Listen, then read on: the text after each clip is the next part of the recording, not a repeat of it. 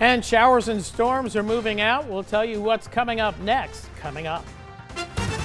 Live from the KATC TV3 studios, this is Acadiana's News Channel at 6. Thanks for choosing us. In 4 weeks, the Iberia Parish Sheriff's Office will lose nearly a third of its budget. Abby Breitenbach explains why they're losing the money and what it means for the Sheriff's Office in tonight's top story. It's going to be a brand new police department, and on July 1st, it's going to be a brand new sheriff's office. The workload of Iberia Parish Sheriff's Office is about to be much lighter, thanks to the new Iberia Police Department. Right now, we dedicate almost 100% of our effort in the city. It's very demanding. The call volume is very demanding. So we've only been able to put a couple of deputies out in the parish. A lighter workload will mean a lighter wallet. The Sheriff's Office is losing the funding that comes with its contract with the city. They're cutting staff, but many of those employees are going to work for the police department. The vast majority of the officers that we would be looking to lose have gone to the new Iberia Police Department. You know, they're getting a lot of well-trained guys and gals out there. So, you know, kind of a head start for them. Now the Sheriff's Office will focus on patrols outside of the city. You will see more deputies out in the parish. You will see more units patrolling areas, and they have more time to be proactive, to go check businesses, to be out there in the parish. It's like crime is not just limited to the city. It happens all over. It's just that we've had to be reactive, and now we can be out in the parish being more proactive.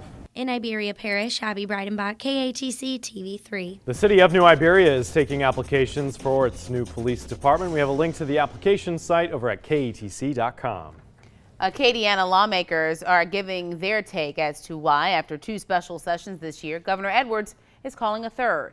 Last night, the second special session ended with a budget, but without taxes to fund that budget. It's a frustrating outcome for some legislators who say their colleagues need to get serious and start compromising. We need to keep our citizens engaged in this process and have them understand that there are games being played with people's lives. It is incredibly hard to get 70 votes on a tax in the legislature right now. And that's what this all boils down to. It's just very, very hard.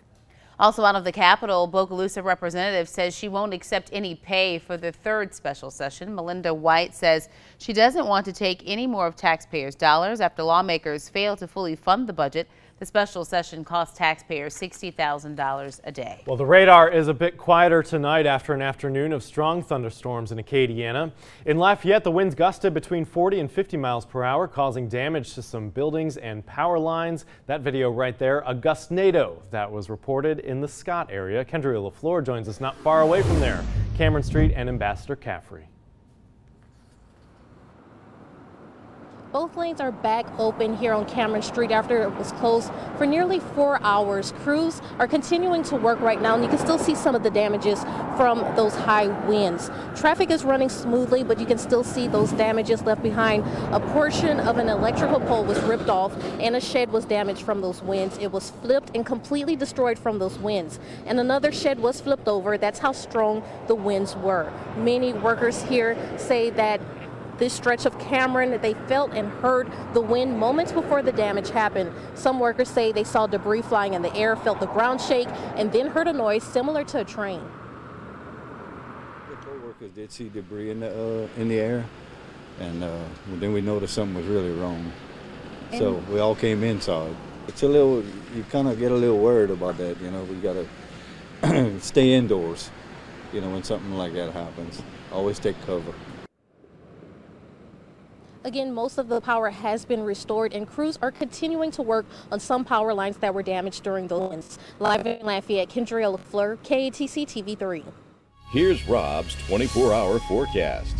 And you can see by Kendria's live shot the sun back out as the storms continue to progress off to the south and east. Most of us have dried out with the exception of easternmost portions of St. Mary Parish, and that's about it. Could see a little regeneration of a few storms into early this evening, but we'll keep rain chances relatively low, 10% by 10 o'clock tonight and no higher than 10% tomorrow. In fact, we'll be back to partly cloudy to mostly sunny skies with temperatures getting back into the lower 90s. Coming up, we'll we'll take a close look at how that gustnado formed across portions of Lafayette Parish and what we have moving ahead going down the line. And how much rain did you have at your house? We'll talk more about that coming up in just a bit. Well, caught on video, check this out. A car crashing into a Freetown grocery store. That crash happened this morning at Tammy's at the corner of Jefferson and Gordon Streets. In the video, you can see a man jumping out of the way just before the car smashed through the building.